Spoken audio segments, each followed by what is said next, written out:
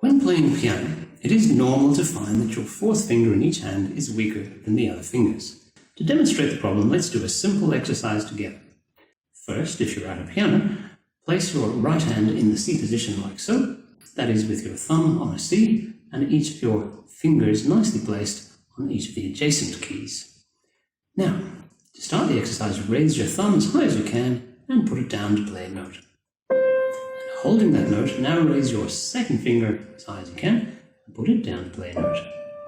And holding that note, raise your third finger as high as you can, put it down to play a note. And holding the third finger, raise the fourth finger as high as you can. And at this point, if you have a normal hand, you'll find that you can't raise the fourth finger as high or as easily as the other fingers. But anyway, put the fourth finger down to play a note. And now holding that note, lift the fifth finger as high as you can, and you'll find it's much easier to lift than the fourth. Now put it down to play a note. And coming back down, try to lift the fourth finger as much as you can.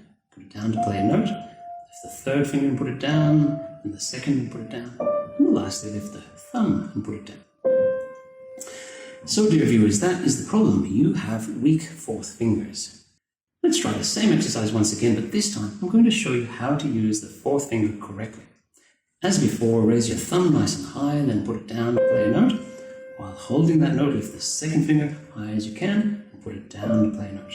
Holding that note, lift the third finger high as you can, put it down to play a note. Now, listen very carefully. While still holding the third finger, lift both your fourth and fifth fingers together as high as you can. Suddenly it's a lot easier. Now, as you put the fourth and fifth fingers down, only play the fourth finger, while returning the fifth finger to its resting position on the surface of the key. Now, while holding the fourth finger, lift the fifth finger and put it down to play a note. And hold it. Now, if you want to play in the opposite direction coming back down, you need to play the fourth finger, but you can't lift the fifth finger with the fourth because it's currently holding a note.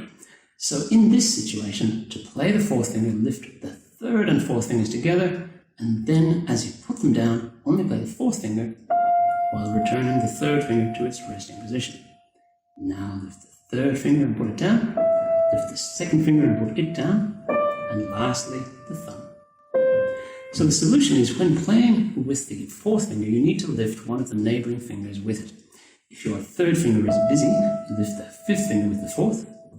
If the fifth finger is busy, you lift the third and fourth together.